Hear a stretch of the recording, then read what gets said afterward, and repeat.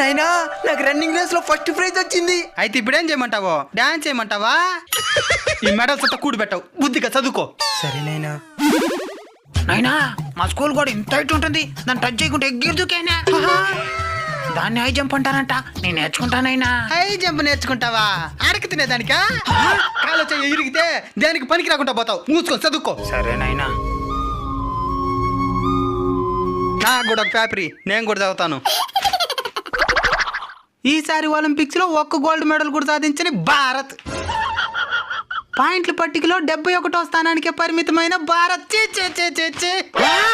ఎంతమంది ఉన్న దేశంలో ఒక్క మెడల్ కొట్ల, దేనికి భూమికి భారమా?